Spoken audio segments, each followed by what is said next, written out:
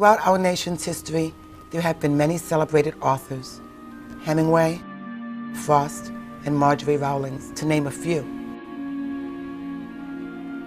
Among these elite storytellers is one of America's greatest folklorists and authors, Zora Neale Hurston.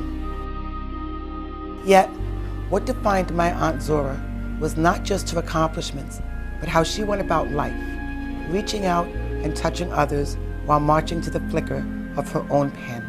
I think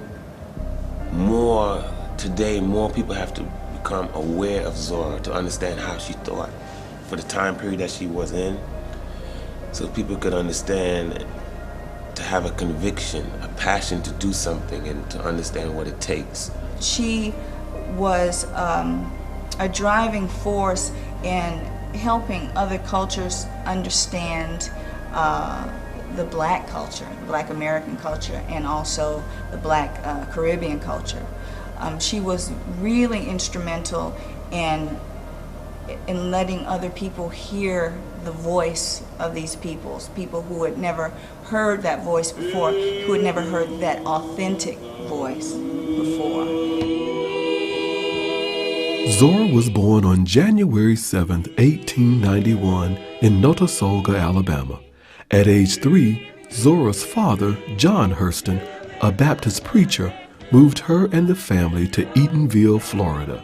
Jazz musician Oludara captures it beautifully. He has a song called Harlem Country Girl. And I think that's what Zora was. She was a country girl transplanted to Harlem who could be comfortable in both or any environment. And Eatonville was a wonderful place for a Black child to grow up at the turn of the century, in the early 1900s, because it was a place where Zora was never indoctrinated in inferiority. Zora had the good fortune to be raised in a community that her father actually wrote the laws for the community, and it was an all-Black community. So Zora never really experienced growing up with all of the prejudice that so many African-American citizens have to go through when they're in the outside world. One of the first all-Black towns to be formed after the Emancipation Proclamation, it also was the first such town to be incorporated. Eventually, John Hurston became mayor of Eatonville, the town that would inspire little Zora's imagination.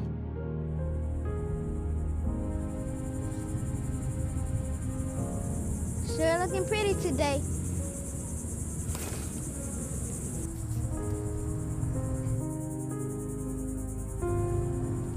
Looking mighty thirsty. See what you can do about it. Bye. Eatonville was a place where she was sheltered from racism and really taught that she could do and be anything she wanted to do and be. And so, you know, the whole idea of her becoming a writer is pretty amazing, simply because she didn't have any role models for writers around her. But she did see storytellers. She saw storytelling in the form of her father. She saw storytelling in the form of the men and the women sitting on Joe Clark's store porch. So this whole idea of story, of making up stories, of, you know, getting to some deeper truth through an imagined tale was really appealing to her. In her writings, Zora would glorify Eatonville as a Black American utopia. It was her time there that helped to mold her into the great author that she would eventually become, learning her storytelling skills by listening to the men that gathered at the store porch swapping tales. Now, you don't want to do that. You don't want to do that. See, I ain't playing. Always got something to say every time about that. All right, y'all still go ahead on it. See where that lead you, boy. See where that lead you. Listen to the old man when he talk. What? That's right. Yeah. What move? I told you, those. It's all right. It's all part of my plan. I sure is if you planning to lose. Hey there, fellas. How's it going? Hey there, Mr. Crooms. Hey, Mr. Crooms. Things ain't changed for old Mr. Crooms, Not if Miss Crooms got something to say about it. Oh, come on now. She wasn't always like that. Not until Daisy Taylor. Daisy Taylor? Oh, that's right. You wasn't around then. You see, Daisy Taylor was known as the town's vamp. Not that she was pretty. Oh, Huh? Had a case of Butterhead. Everything looked good, Butterhead. With little patches of hair squatting over her head. And they was held in place by shingle nails. Nah, no one knows whether she did this for artistic effect or lack of hairpins. Shining like little patches of hair. Nah, she got all dressed up for the afternoon and came up to Clark's store.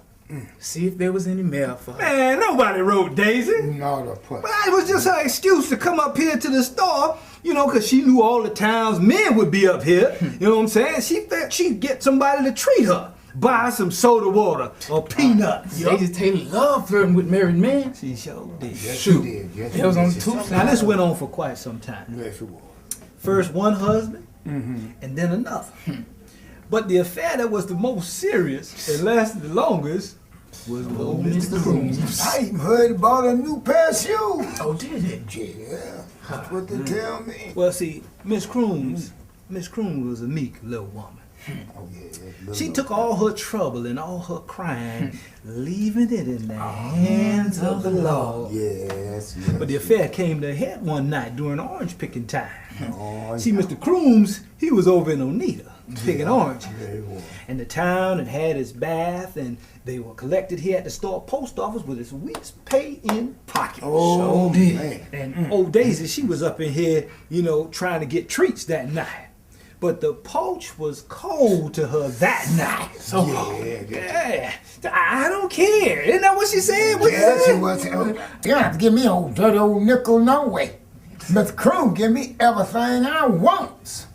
Old Walter Thomas was here on the porch that night. Yeah, Walter Thomas was to hush your mouth.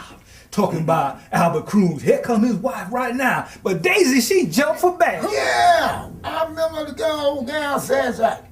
Who, me? I don't care nothing about old Laura Crooms. Well, she ain't heavy-hipped enough to hold on to a man. Don't come crying to me. Mercy. Sat up here on the porch and made goo-goo eyes at Laura. And I recall she laughed in the woman's face. Ooh, the nerve of that bitch. And what happened after that was, you know, Miss Croom, she sort of shriveled back and backed off. You know, but shoot, old Daisy, she was having fun now. She was having fun. She saw the mailbag coming from Maitland. You know, telling me, I'm going here and see about my letter from Oneida. Cause Mr. Croom sure been good to me. Just rubbing it in. And she flounced on into the store. And then, you know, hey, good old folks on the porch had something to say to Laura, didn't they? They began to talk to Miss Croom. Kind of egged her on. Yeah, they did. Walter Thomas got right in her ear. Right in the ear. I wouldn't take that if I were you. Why that old piece of nothing had no business taking other people's property. That's what he said. That's right. That's sure what he said. Well, right. I'll leave it all in the hands of the Lord, Mr. Thomas. Nah, Walter wasn't giving up. No, he wasn't. But the Lord help those who help themselves. Now that seemed to do it right there. That's the straw.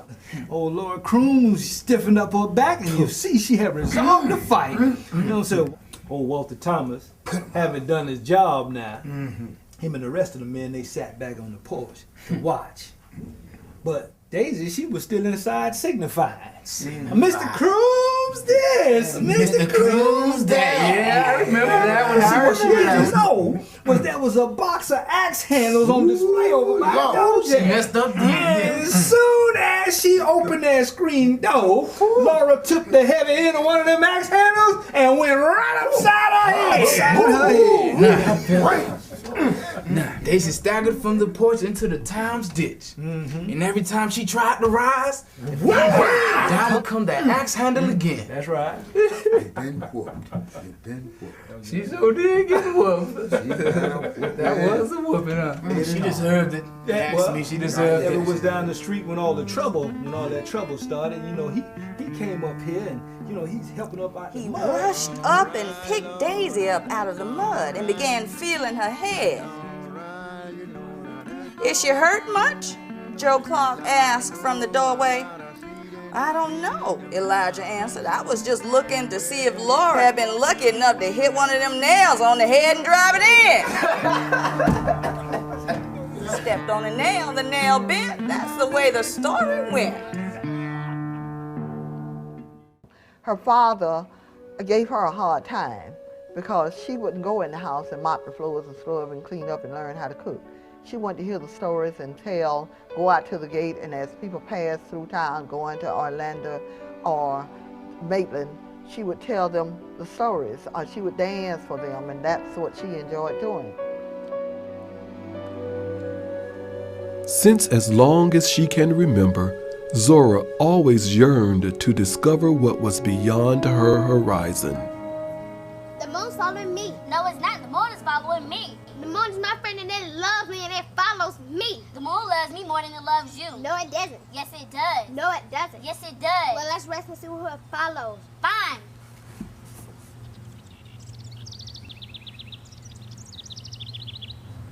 You know I'm running away on my birthday. You is where? To the horizon. I'm thinking about sneaking up there.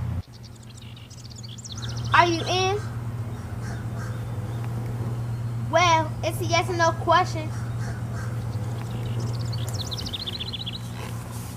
Well, okay. Great. Meet me right here on these exact steps on my birthday. Okay.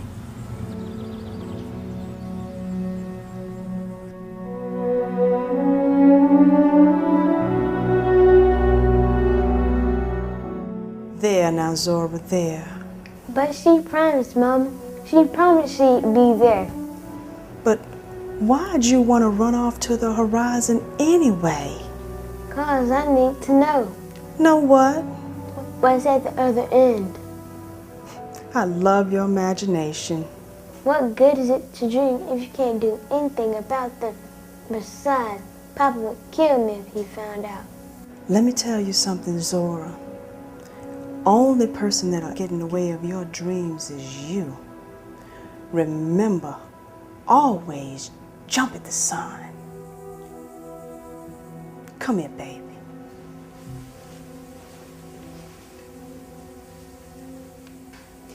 You may not get there, but your feet sure will leave the ground. Always at odds with her father, Zora often found refuge in her mother's arms, until at Zora's tender age of 12, Lucy Potts passed away. No! Leave that pillow alone! Mama say she don't want that pillow gone. Don't cover up that mirror, no! Mama asked me special. She told me not to. No, Papa, please, Papa, put the bed down. Please put the bed down. She don't want that, you hear me? She told me she don't want to be facing the east. Mama, Mama. I'm so sorry, Mama. I tried to do what you asked me.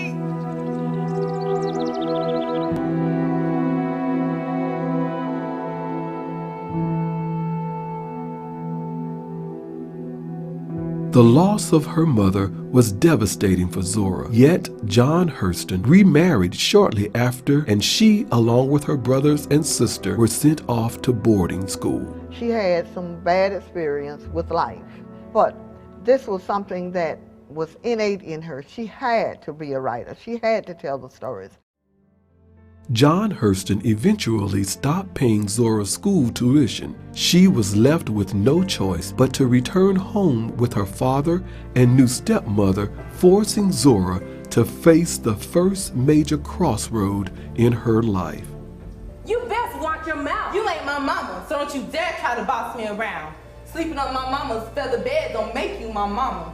And another thing, mama made that bed herself, and she carried it here all the way from Alabama. And she said on my wedding day it would be mine, and I aim to have it. That's it. I've had more than enough of you. Papa, you know I'm right. You know that's mine. And there's no way I'm letting some mullet-head, screw-neck, hog-nosed, puzzle-gutted, camelback toe cheat me out of it.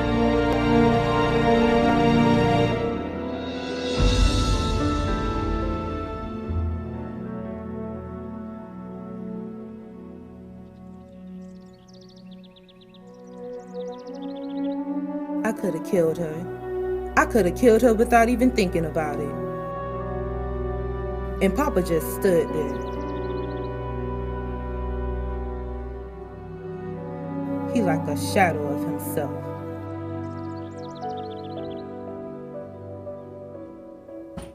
Is that what love do to you?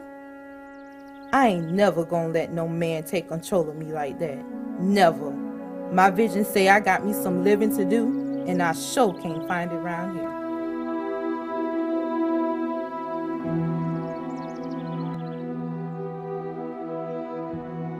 And so from that moment on, you know, Zora was really sort of thrust into adulthood and forced to raise herself the best way she could. Zora left Eatonville and for the following 10 years lived mostly in Jacksonville, Florida, and later gets her first taste of the stage when she takes a job as a maid for the Gilbert and Sullivan troupe. There were about 10 years that Hurston scholars think of as the missing years, where we don't know what Zora Neale Hurston was doing. She disappeared from the public record.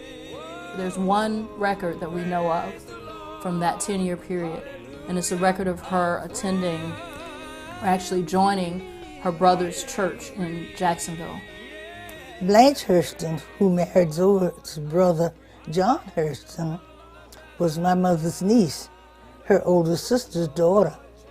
The Hurstons were in Jacksonville, all married up, and Zora came to live with them.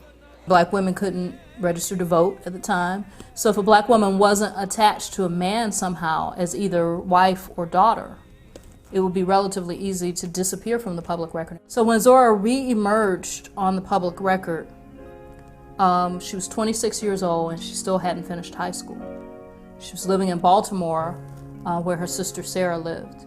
And so in order to qualify for free public schooling in the state of Maryland, Zora lopped 10 years off of her life and told school officials she was 16 instead of 26. In 1917, Zora enters Morgan Academy and works as a waitress in Baltimore, Maryland while attending school. In 1918, Zora graduated and entered Howard University in Washington, D.C., but not before suffering another great loss.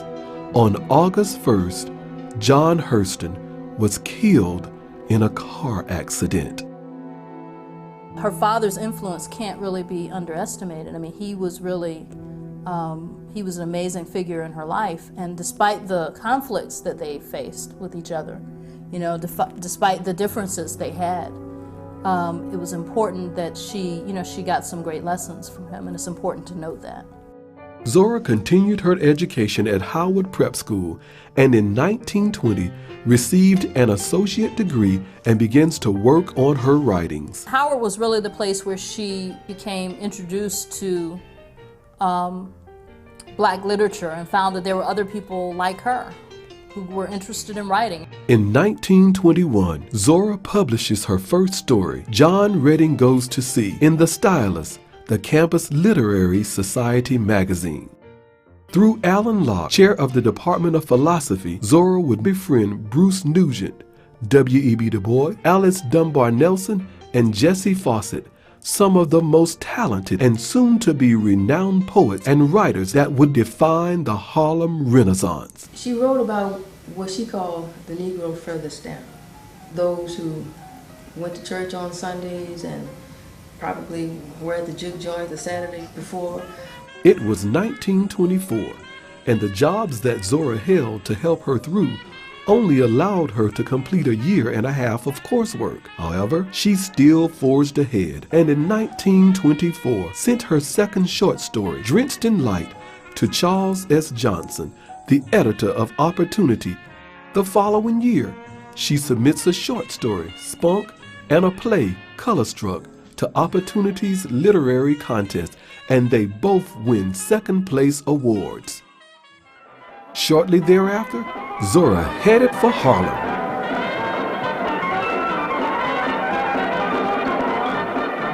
And Zora had read about this movement and all of the work that was coming out of this bubbling renaissance of Black culture in Harlem. So when she got the letter suggesting that she consider moving there, she quit Howard with $1.50 in her purse and moved to New York City and said, okay, I'm in. Zora moved to 131st Street in Harlem. She met American novelist Fannie Hurst and took a job as her secretary. She then co-produced the literary magazine Fire, along with Langston Hughes and Wallace Thurman. Though only one issue was published, Zora became one of the leaders of the literary renaissance happening in Harlem, the flowering of African American literature, art, and drama. What's important about the Harlem Renaissance is that it was a period of artistic and political awakening among Black Americans. Black people had come to the cities in large number for the first time, and it signaled opportunity for artists, writers, painters, and sculptors.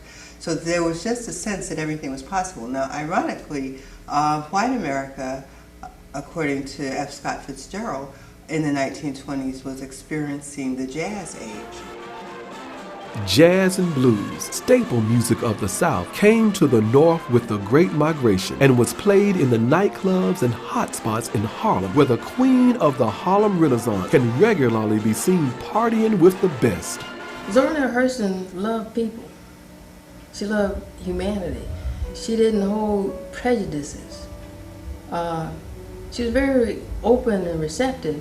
And I think people saw that and responded to that. She would later meet Annie Mayer, one of the founders of Barnard College, and was accepted into Barnard College on a scholarship. She majored in English, but also started working with the father of American anthropology, Frank Boas. She began taking classes at Columbia University and continued her work in anthropology by taking up field work, measuring people's heads in Harlem. This was a science wherein you measure skulls.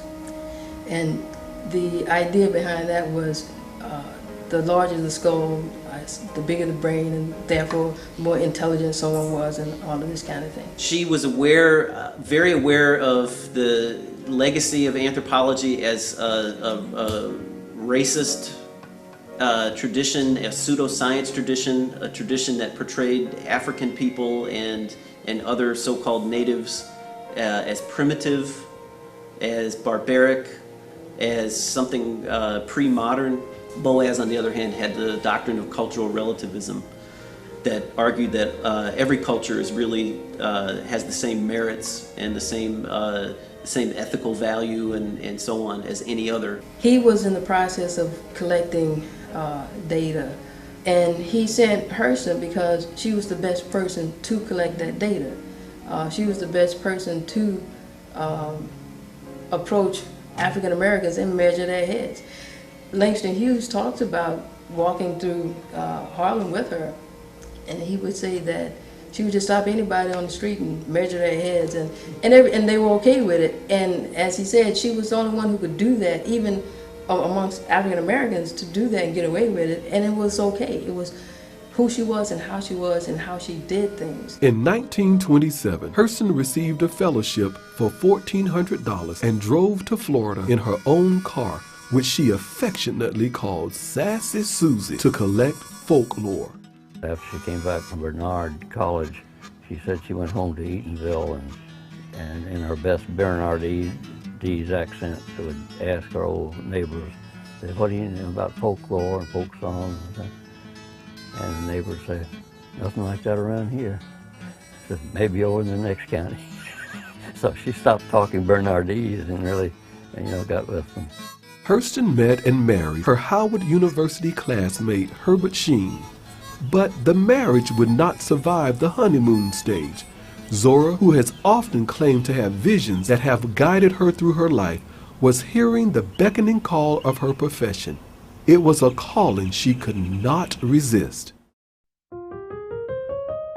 Zora returned by car to New York City with Langston Hughes.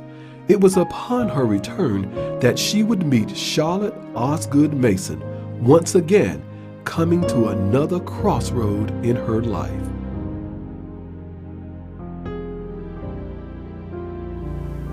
Miss Hurston, right this way, please. September 1927, I stepped into Mrs. Charlotte Mason's penthouse apartment at 399 Park Avenue. There they were.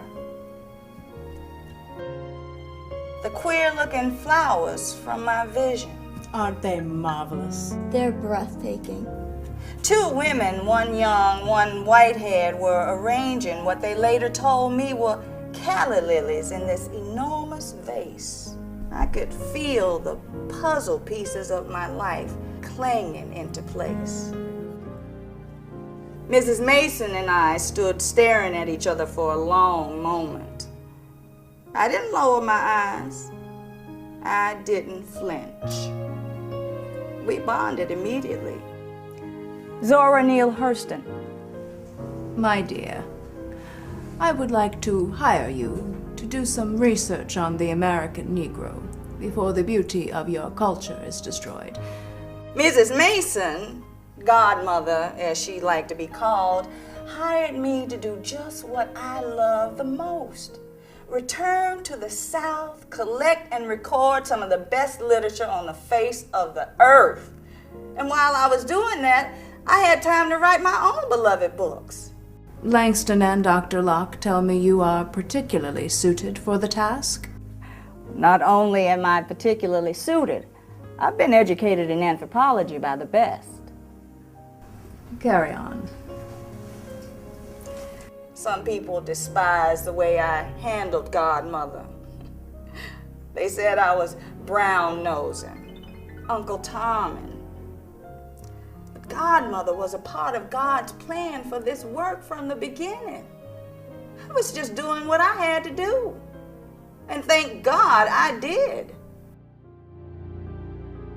Under Mrs. Mason's employment, Zora began to accumulate the field research that would later help shape all of Hurston's writings into one of the greatest literary contributions ever made by a single author. At the end of the fall semester, Zora would be the first African American to graduate with a Bachelor of Arts degree from Barnard College. Immediately, Hurston set her eyes toward the southern horizon, where she would begin her journey in search of the authentic voice of the Negro furthest down. Little she may have known, it was a journey that would take her entire life to travel. Hurston was an ethnographer. Her stories, her ethnography came from two primary places. One was the all-black town of Eatonville, Florida, and the other was the turpentine and lumber camps that were proliferated in the South after the end of slavery. She went into those camps, which were places of extreme labor conditions, extremely oppressive labor conditions. And she went in and recorded culture. She recorded their songs, their stories, their jokes, and she gives us then a window on their inner worlds. In May of that year, Hurston publishes How It Feels to Be Colored Me, an essay that offends Charlotte Mason. She then moves to New Orleans to begin research on hoodoo, conjure, and the legendary hoodoo priestess Marie Laveau. Voodoo is infused in that life, and it is a source, a rich source of folklore in America.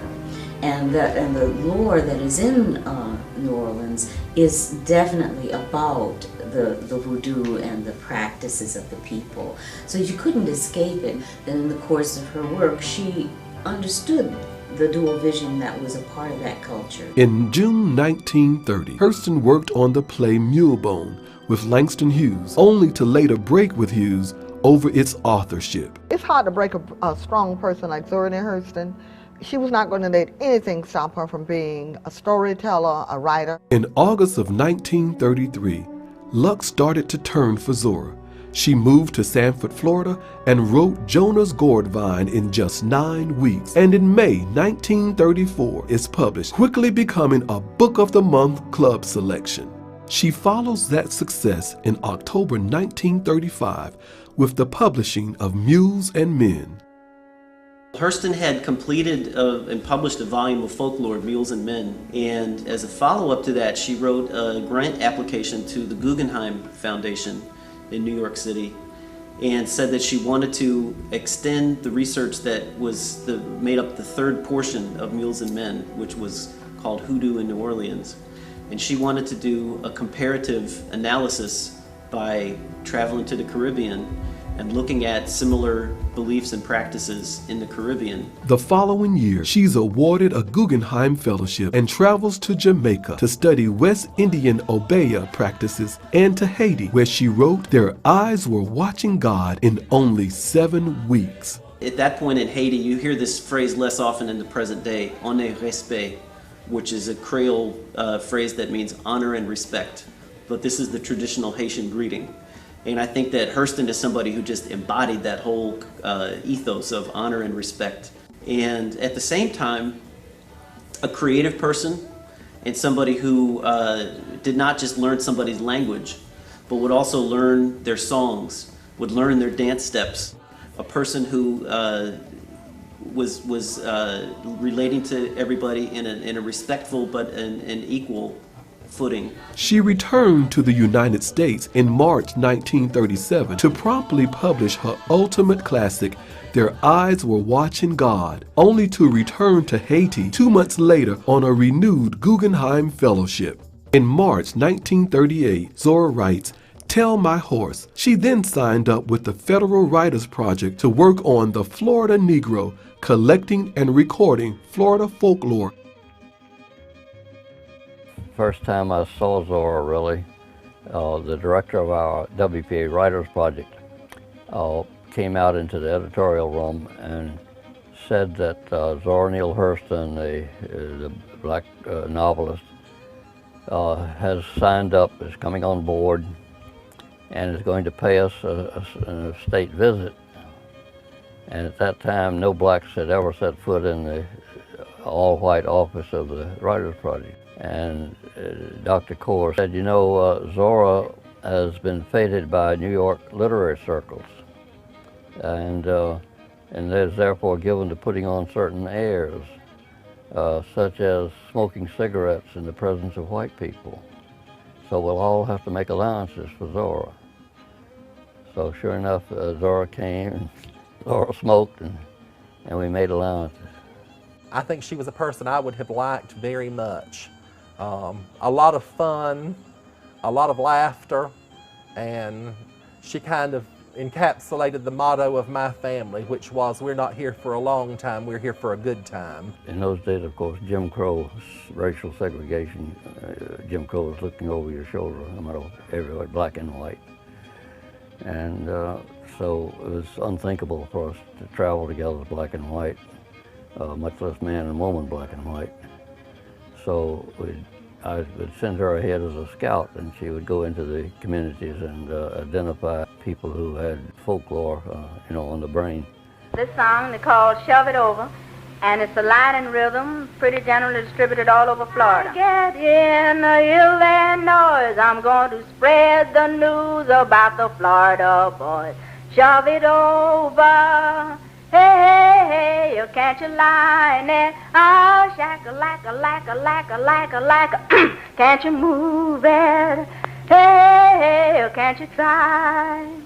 Eat him up whiskers or he won't shave. Eat him up body lights, he won't bathe. Shove it over. Hey, hey, hey, hey. Stetson Kennedy said, we have this woman who wants to come and do field work with turpentine workers here in the area. My grandfather, Gordon Bullard, and his brother, James Henry Bullard, were in the industry, and they owned several turpentine steels operations. So that's what Zora would do, and go ahead as a scout, and very often she had to sleep in that beat-up Chevy of hers because there were no motel accommodations for colored people, as they said in those days. My grandma said, well, she's welcome to come. She didn't view it as a threat or anything like that. They wanted to collect songs, stories, that kind of thing. And at that time, my grandparents were living here in town. And so she stayed in one of the houses out there that the family owned. And my grandmother noted while she was here that on different occasions, she loved to wear the big hats and have parties and that kind of thing. And so when she left, my grandmother gave her one of her hats to take with her that had a big ostrich feather on it. I remember them telling about that, because Zora was quite a You know, she was quite an exhibitionist when it came to dressing and having a good time. And so she did a lot of recording of stories from turpentine workers across the state of Florida. Project director, Dr. Course, had asked if anyone had heard from Zora. I recall on one such occasion she wrote a letter apologizing for the long silence and how she had gotten into a mood where she simply couldn't stand the sight of paper. All I can say is that now and then I am attacked by some spell of withdrawal. Something keeps me from communicating with the outside world. Perhaps I've told you that it used to come over me even as a child, and I would hide under the house all day at times, sneak into the garden and eat raw potatoes rather than go inside and eat warm meals. There'd be periods where she couldn't look at paper, and then would come a burst of creative energy and she would sail into it. My grandmother recognized right away that she was an extremely educated woman, that she was an extremely articulate woman, and even though in the South at that time there was a great, chasm between the races as far as segregation was concerned, you would be surprised at how closely dependent they were on each other, and in some cases there was a lot of more mutual understanding than some people are aware. In June 1939, Hurston published Moses, Man of the Mountain, and received an honorary Doctor of Letters degree from Morgan State College, and later married Albert Price III. He was 23, she was 48. Unfortunately, the marriage did not work, and they lived together infrequently for about 6 months. In October 1941, she worked as a consultant at Paramount Studios, where she tried to bring about interest in filming some of her works. Failing those attempts, she left Paramount in January 1942. Zora put her disappointments behind her as she continued her journeys through the South.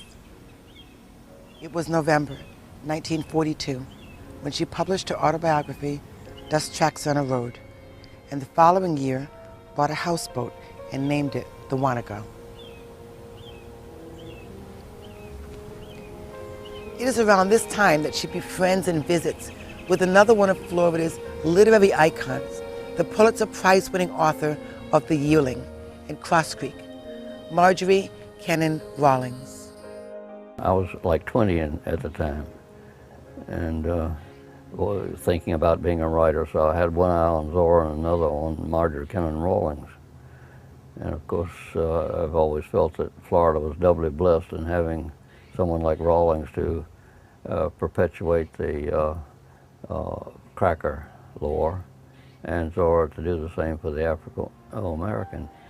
I just think that they had a good friendship. And the first place we have documentation is in Idella Parker's biography called The Perfect Maid. Mrs. Rawlings came running into the kitchen at Cross Creek one morning with a letter, all excited that someone named Zora would be coming to visit, and could we plan something nice for lunch? Mrs. Rawlings said that Zora Hurston was a writer, but I could not say that I had heard of her before. When the day arrived and Zora drove up to the house, I was struck dumb. The woman was black. And here was Mrs. Rawlings inviting her in, sitting her down on the porch like she was Queen of England. As the afternoon wore on and the chatter and laughter began to get louder and louder, and it was obvious that both women had quite a lot of whiskey. Soon it began to get dark, and when I went in to see if Zora was staying for dinner, it was plain that Zora was in no shape to be driving home that day. Zora would spend the night, Mrs. Rawlings said, and she would sleep with me in the tenant house.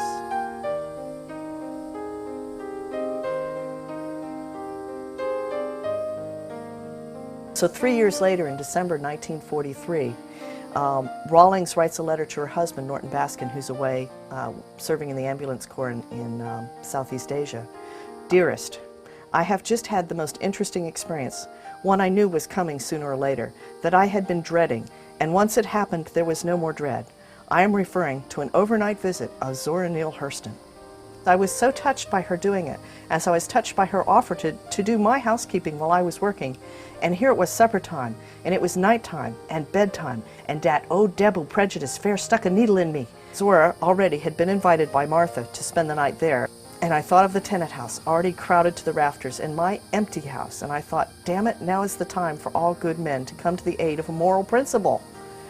So I said, would Jack please bring her bags over here to the back guest room? And I have never in my life been so glad that I was not a coward. Rawlings was someone comfortable in her own skin. At that time, it was a big deal that they were friends at all. But I think Zora Neale Hurston challenged her, and I think brought out more in her, and I think perhaps maybe even she tickled a little for Zora Neale Hurston there. It was a tough time for them to be friends because of what I wrote about the needs of segregation and the community expectations. But Zora Neale Hurston was a huge influence on her. Yes. In the fall of 1946, Hurston moves to 55th Street in New York City and works on Republican Grant Reynolds' campaign against Adam Clayton Powell Jr. She also puts together a community child care program in Harlem, an event that would bring her dire consequences in the future. In 1947, she traveled to Honduras to research black communities in Central America, settling in Puerto Cortes, where she resided until March 1948, and wrote what would end up being her last novel, Seraph on the Suwannee. Zora was on top of her career when she returned from Honduras and moved to 140th West 112th Street in the fall of 1948. With the successes of Mules and Men, Jonah's Gourdvine, Their Eyes Were Watching God, Tell My Horse, Dust Tracks on a Road, and on the verge of publishing Seraph on the Suwannee, Zora appeared to be well on her way to being immortalized as perhaps the greatest African-American folklorist and author of the 20th century when the unthinkable happened. In September 1948, Zora Neale Hurston was arrested on charges of molesting the 10-year-old son of a former landlady. Zora rented a room from a lady named Mamie Allen who had a son named Billy who had exhibited a lot of misbehavior. And Billy eventually, long after Zora had moved on, accused Zora and two other adults of sexually abusing him and two of his friends. There have been several explanations for why this young boy would lie about Zora. The neighbors who lived near Mamie thought that Mamie was trying to get rid of her son by having him committed, and that by coming up with this ruse, it would be a good excuse to have him put away. What happened is, unfortunately, even though those kinds of cases that have to do with juveniles are kept secret, a court reporter leaked the information to a Baltimore black newspaper, which spread it nationally, and it ruined Zora's reputation. She was so distraught over this, and she felt so betrayed, by her race, by her country, she said, that she was despondent to the point of writing to her friend, Carl Van Vechten, telling him that she'd planned to end her life. Zora moved to the Bronx, where she lived in seclusion. Who are these people? The people I love, the people I have tried to celebrate every time I write. They just want to take shots at me and kick me when I'm down.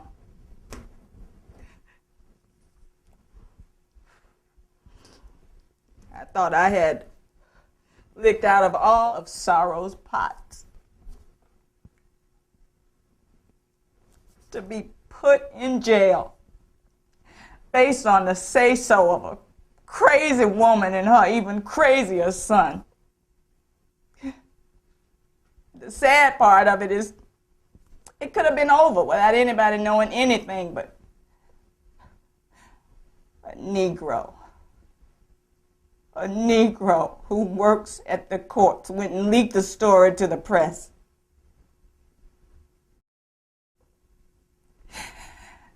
My people, my people.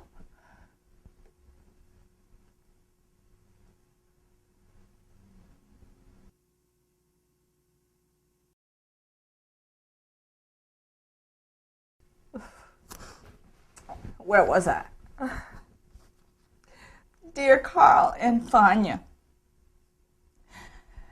no, you by no means invaded my privacy. A dozen times since this horror struck me, I have crept to the phone to talk about it with you. But the horror and the loathing of the filth that had been spewed upon me was so great, so unbelievable, that I could not bring myself to take it in my mouth. The thing is too fantastic, too evil, too far from reality for me to even conceive of it.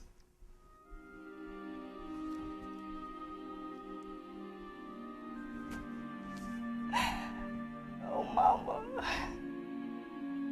Mama, I need you so bad. Is this what I get for jumping at the sun, Mama? A ratty old room in the Bronx that I can't even walk outside of? Is this what you protected and encouraged me for? Oh, I miss you so much, Mama. I think about you every day and how I let you down the one and only time you ever needed me. Oh, but Mama, I have had all the pain and abandonment one person can handle for a lifetime. Seems like I've been the butt of every freak show at the circus for the last few years. Can't seem to do nothing right. And even when I do, it seems like somebody just waiting to stick their finger in it and send it spinning. I can't believe I didn't see this coming.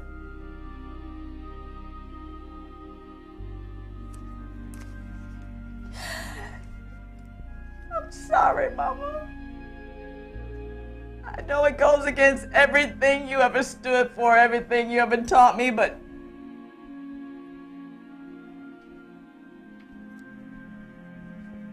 Carl and Fanya, I care nothing for anything anymore. My country has failed me utterly. My race has seen fit to destroy me without reason, and with the vilest tools conceived by man so far. All that I have ever tried to do has proved useless. All that I believed in has failed me.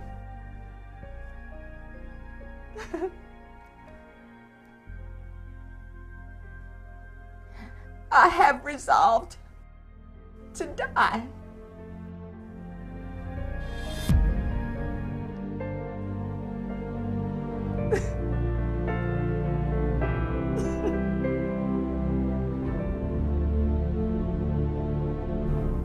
If Zora Neale Hurston was anything, she was certainly a survivor.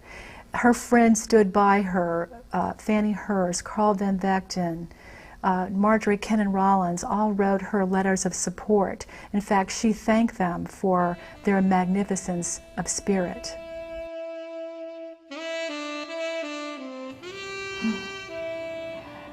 I almost made it, Mama. I see God peeping daylight through the windows. And just prop myself up right here till the mailman come in the morning.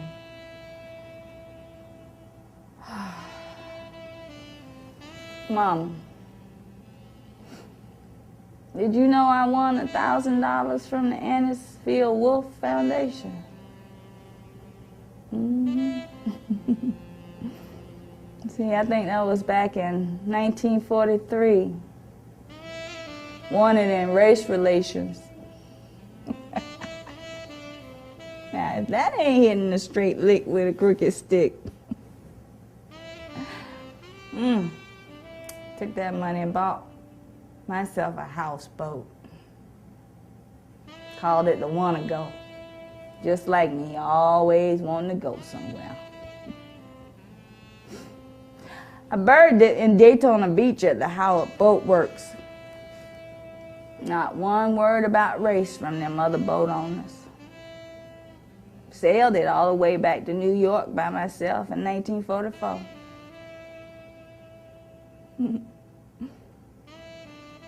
I have had a good life, huh, Mama?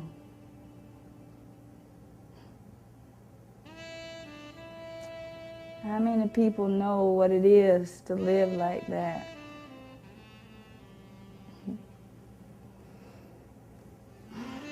In March 1949, Zora's passport proved she was in Honduras at the time of the allegations, and the charges were dismissed, but not before the publicity would fatally damage Zora's career. That has to be devastating when you are strong and you're saying, ain't nothing, sticks and stones can't break my bones, you know, and I'm going to jump at the sun. I might not reach it, but I'll get close. And then some child comes along and accuses you of doing something that you were nowhere near. When the scandal broke, Zora was just about to publish her 4th novel. She had on top of the world. She was at the height of her game. She was the most published black female in the country with an autobiography, a couple of books on folklore. She had made a name as an anthropologist and folklorist. And had she not been charged with these terrible charges that scandalized her name, who knows how far she would have gone. She would have had a completely different life. It destroys your life. You know, nobody would take her manuscripts after that. Fortunately, just like she had all of her life, Zora found the fortitude that she needed to get beyond this scandal and continue with her life. So she decided that she would move to Florida and do exactly that. Zora moved to Miami, where she temporarily lived on a friend's boat. She even took a job as a maid to make ends meet while she wrote her next manuscript. She later is offered a job by Senator George Smathers. When Zora was in Miami, she was contacted by then Congressman George Smathers, whose father, Frank Smathers, had been a judge and a very successful politician and wanted to write his autobiography. Because his father had been crippled by arthritis, he was unable to do so.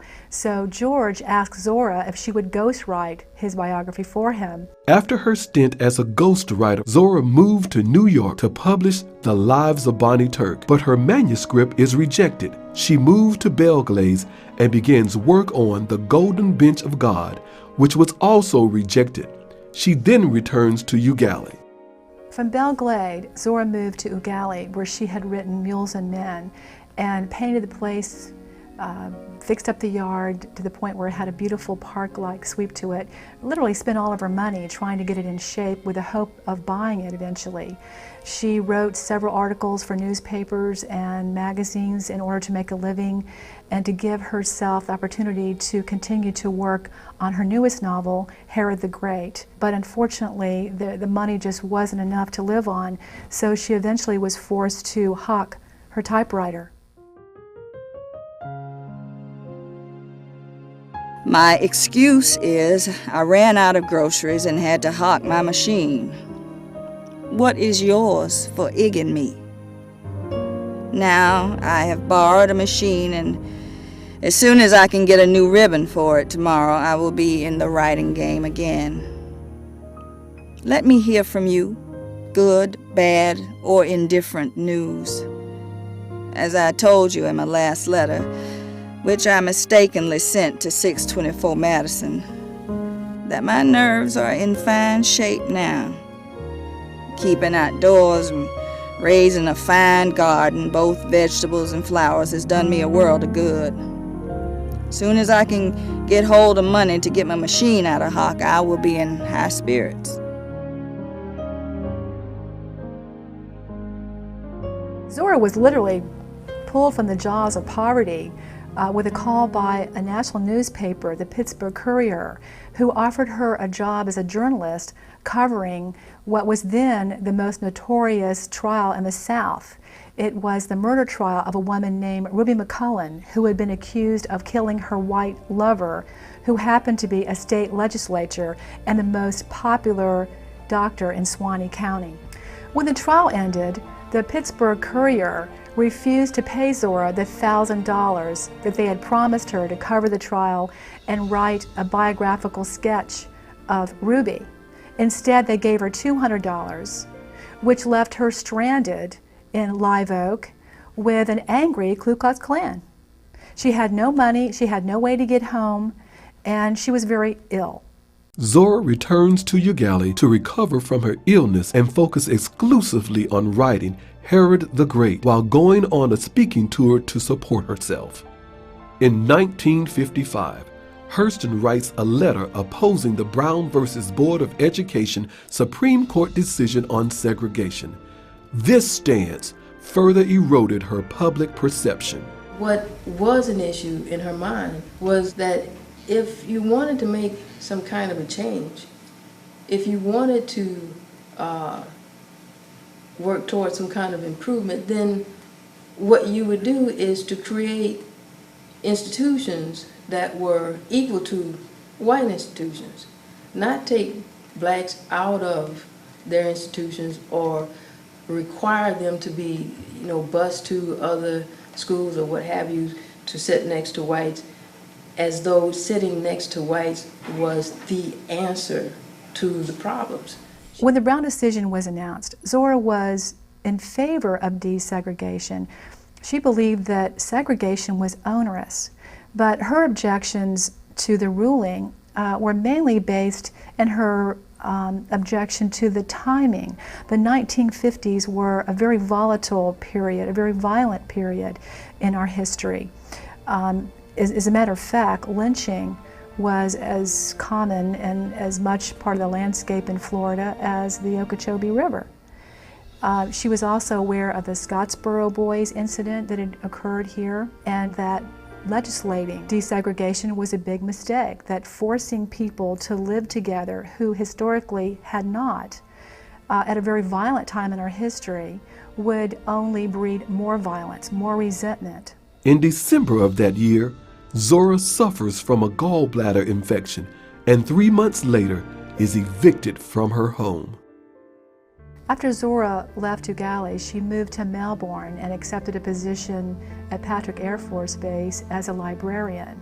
When that didn't work out, she was visited by C.E. Bolin and asked if she would write for his Fort Pierce Chronicle and moved to Fort Pierce. Help me keep this paper going. I'm writing a paper about the black community. Come on and write some stories for me. And she came up with him because he told her he had a house he would put her in. Well, it was a shack, but it was free.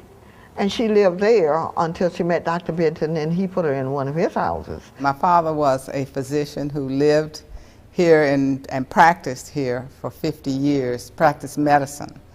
In addition to practicing medicine, he was an entrepreneur. He was one who would build houses. It was a brand new house when my father gave it to her in 1958 to stay in because she could not pay her rent. And she stayed there until 1959 when she became ill and could no longer remain there. At that time, she had to move to a nursing home. Also, she had the opportunity to work as a substitute teacher at Lincoln Park Academy. Lincoln Park Academy was one of the only black schools between New Smyrna and South Florida and Tampa areas. So a lot of the students from across the state would come here during the school year and stay with other families so they would be able to attend school. She was a type of person that you were delighted, in to know her. Well, it was an experience because I don't think we'd ever had anybody who was quite that famous with us before. But it was something that most of us had to get accustomed to, particularly the students. When I first met Zora, I was in the 9th grade. I did not know who she was. She taught us, came as a substitute teacher because our teacher at the time, Ms. Valerie Calhoun, was pregnant, and she went out in order to have her baby. Zora Neale Hurston came and took her place. The class was real noisy, and she said, quiet. She said it so soft, and so the other kids said, quiet down a little bit. Let's see what she's talking about. And she'd say, quiet, quiet, quiet. Everything got quiet. Then she would say a poem. When she say this poem and get into the story, everybody get quiet. Just like going to the movie, you know. You just forget about where you are and just listen to her. And even if you look in her eyes be saying just what her lips say. She would wear flowers of 2 different kinds. And, you know, during that period, everybody dressed well. And to see her with a plaid shirt and a flowered skirt, you know, a hat in the classroom was like unheard of. She provided for them an experience that none of them had had before. And I think they enjoyed her readings and her method of teaching, which was different from what they had been taught.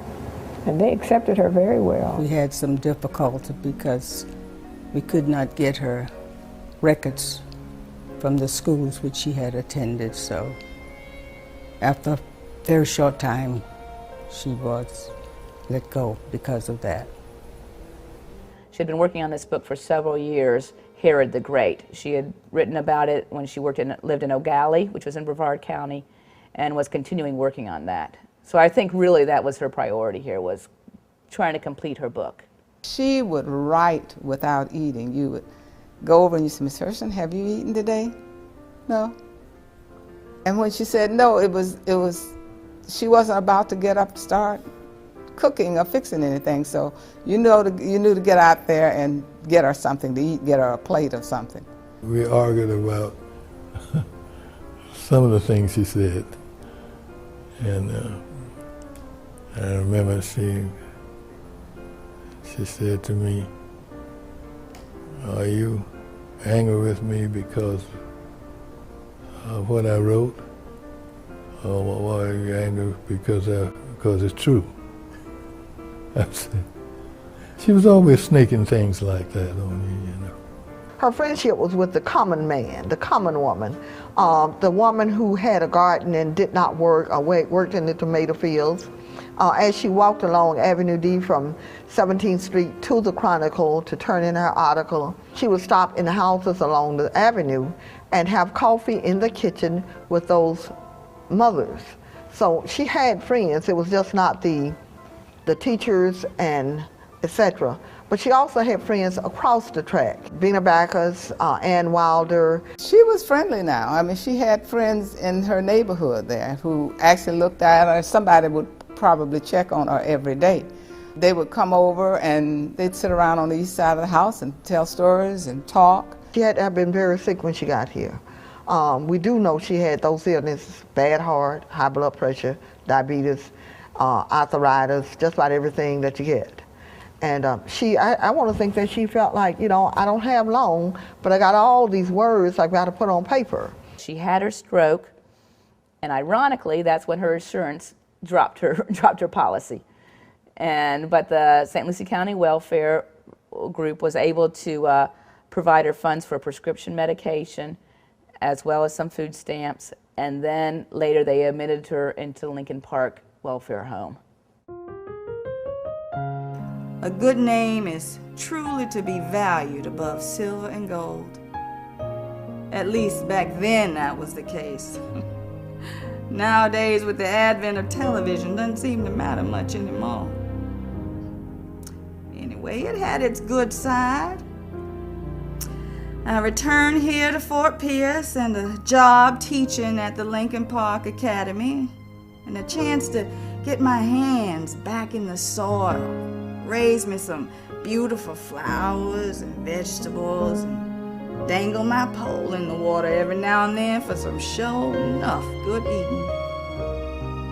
After all is said and done, that's what living is all about, being close to nature. Of course, now, when you come here with a charge on your life, and you got something inside you that old Maker give you to do, your life takes on a flavor you can't do nothing about. So you might as well just make up your mind and hang on and enjoy the ride whenever possible. See, I knew from my visions at the age of 9 what my life was going to be about. I can truly say I have lived this one on my own terms. That's quite some life, Miss Hurston.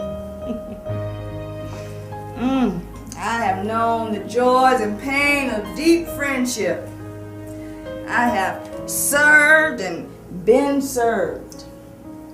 I have made myself some good enemies, of which I am not the least bit sorry. I have loved unselfishly. I have fondled hatred with the red-hot tongues of hell.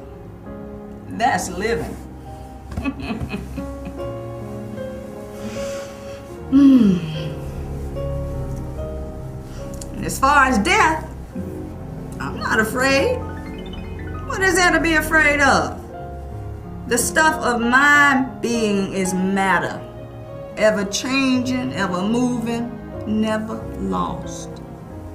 Nothing is destructible. It merely changes forms. When this consciousness we know as life ceases to be, I know that I shall still be part and parcel of the world. So when it's my time to rendezvous with old death,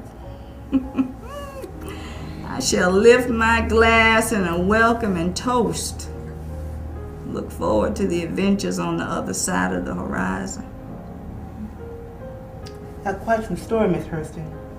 You need your rest.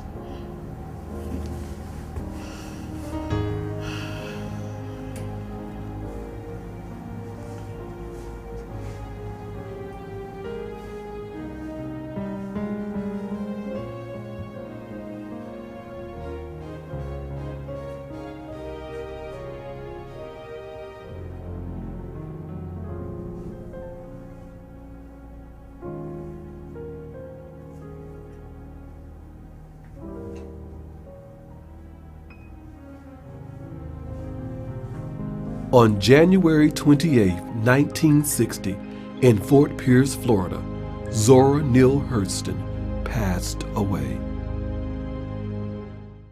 The community reaction was of sadness because, like, she worked for the Chronicle newspaper for a while, and she did stories for the Chronicle.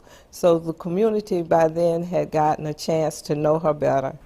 When you're a teenager, it doesn't hit you as hard as it does if you're an adult.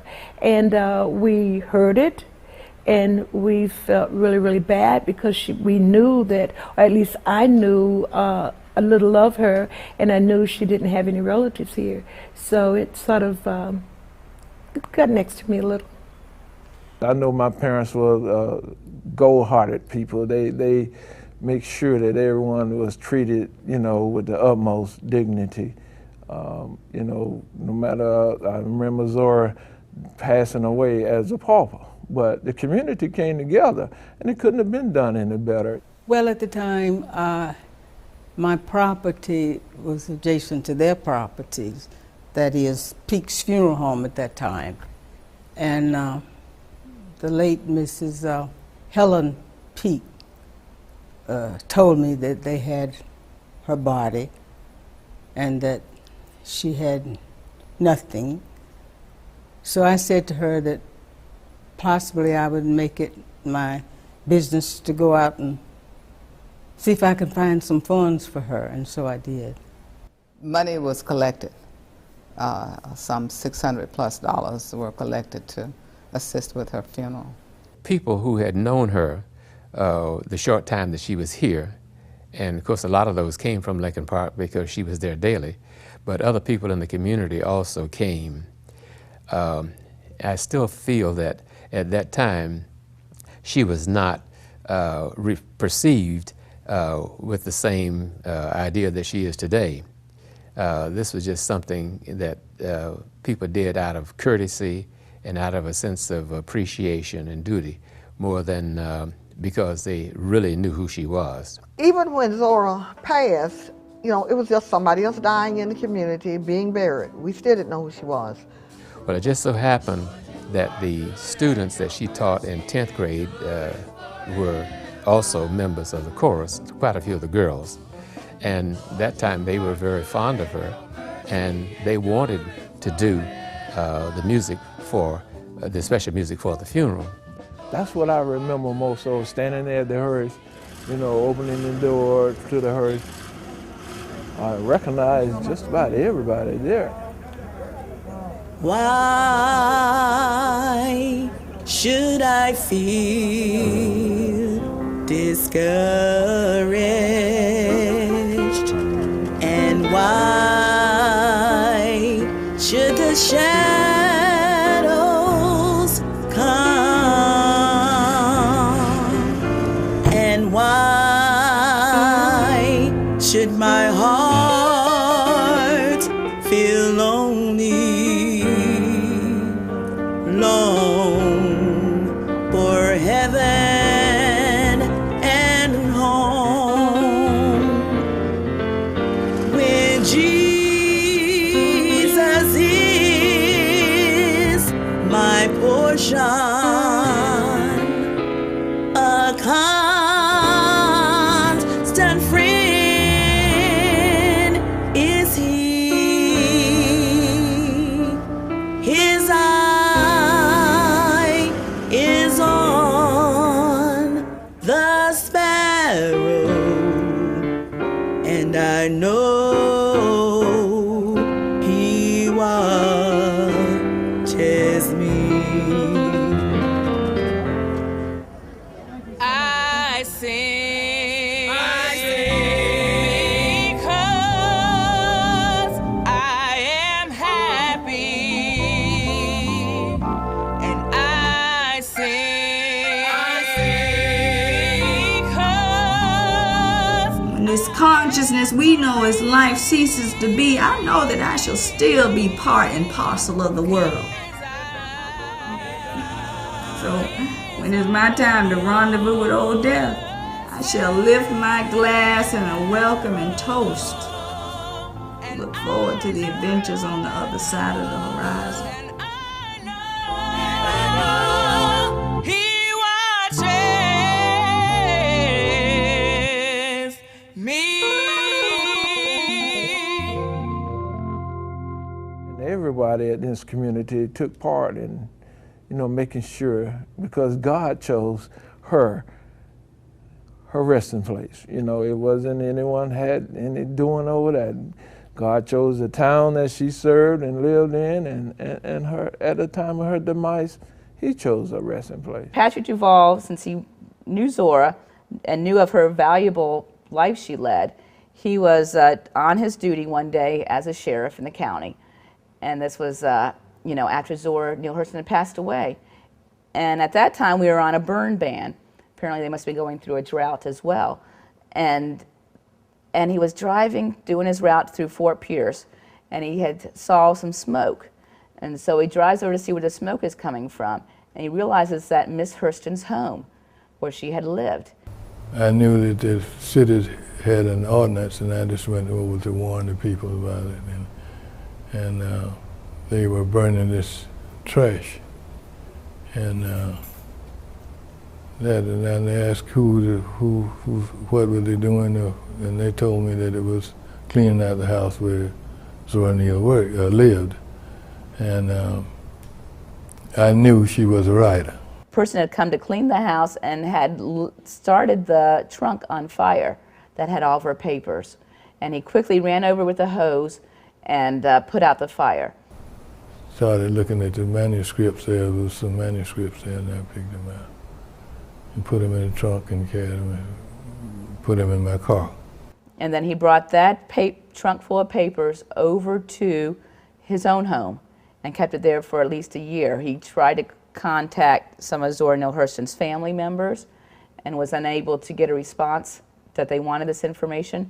So then he contacted the University of Florida. The manuscripts that were remaining that weren't destroyed were were dried out and preserved. The arrangements were made to donate them to the University of Florida for posterity in order to be preserved.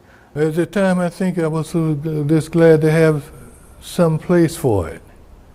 Because I didn't, it looked like no one wanted it, you know, and so I was just good, I was happy.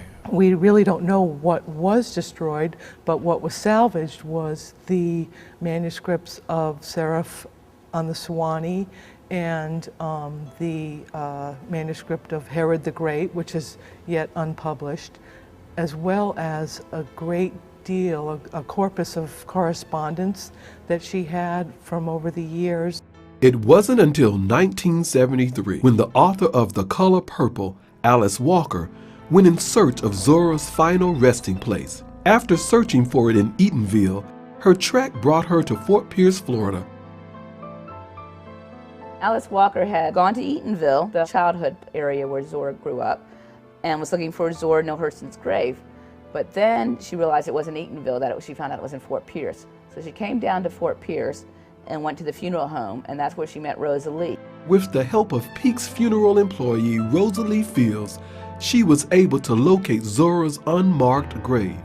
She promptly provided a headstone for the site and proceeded to re-expose the world to an African-American literary treasure that for the past 23 years had been forgotten. In Eatonville, they've been doing a Zora Neale Hurston festival for approximately 18 years. So they were a little ahead of the game. They realized that Zora was an important lady that needed to be celebrated and to share with the community. Well, in Fort Pierce, after we did the Dust Tracks Heritage Trail, we've decided we better have a Zora Fest too.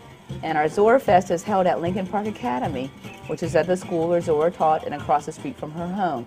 I remember once I was doing an interview on NPR, and I was going on and on about how important, you know, Zora's work was to me as a black woman and to black women generally and to women generally and that kind of thing. And this listener called in and he said, "I'm a white man and I love Their Eyes Were Watching God. Please don't leave me out." And that was an important lesson for me, that her work is about love and loyalty and friendship and all those things that we experience as human beings. So they transcend those things that we think divide us. And, you know, that's why her work endures. Many ask me, what would I say was my aunt's greatest legacy? I would have to say it is her rescuing from obscurity the beauty of the authentic voice of the Negro furthest down. The magnificence of their metaphors, their wonderful sense of humor, and rich culture would not be a part of today's fiber of America had she not written about it. All this while in the process paving the path for many other African American writers, a path that I am extremely honored and humbled to follow.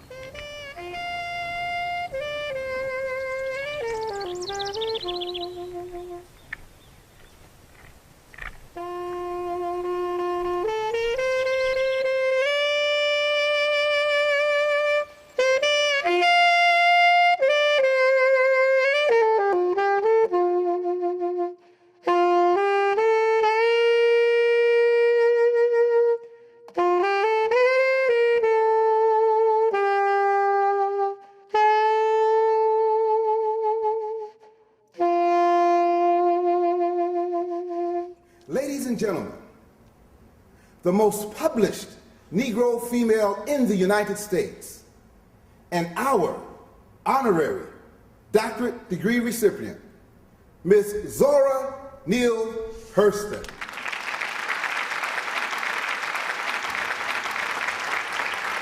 Thank you. Thank you.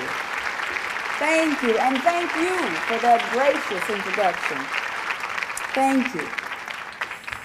It is with deep humility, gratitude, and pride that I stand here today to accept this honorary doctorate degree from Morgan State College. I have been published at least once a year, every year since 1921, and I owe that to the degree of education I received here at the Academy. Now, I have been asked to speak to you about what it means to be Zora Neale Hurston and what it means to be a success. As for being Zora, you would have to use your imagination. Imagine growing up in a small town in which your father helped write the town laws.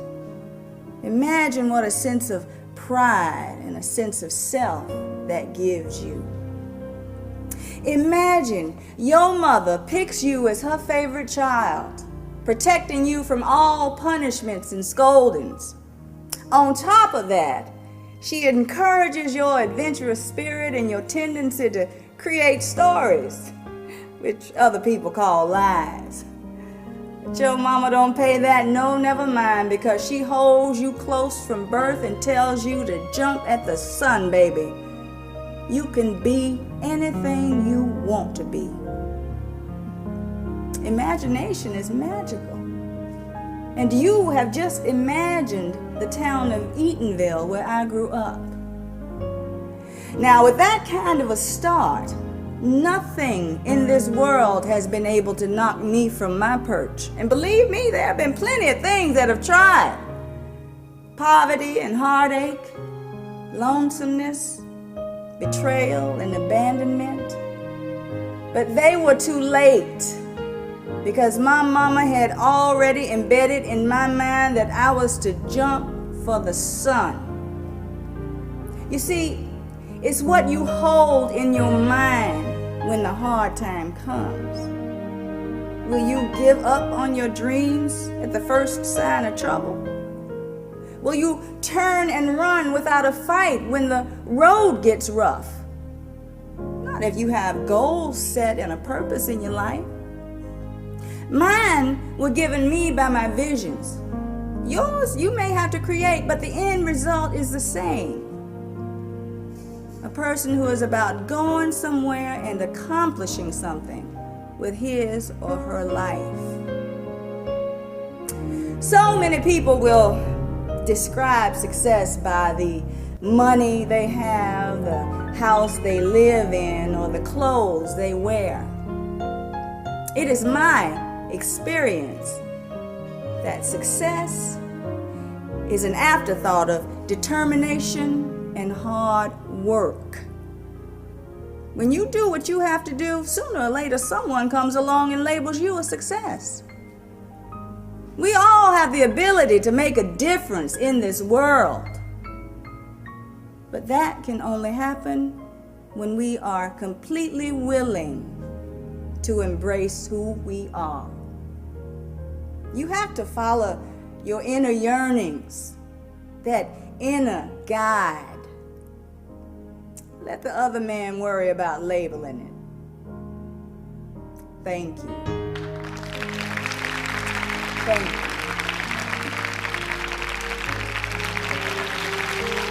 Thank you. The moon's following me. No, it's not. The moon is following me. No, the moon is following me.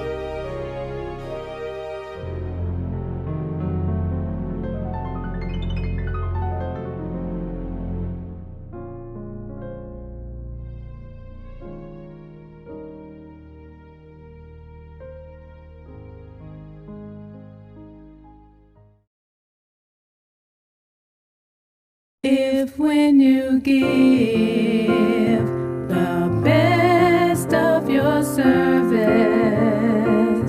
telling the world that the Savior has come, don't be dismayed when men don't believe you. He'll understand and say, misunderstood, the Savior of sinners hung on the cross. He was God's only Son.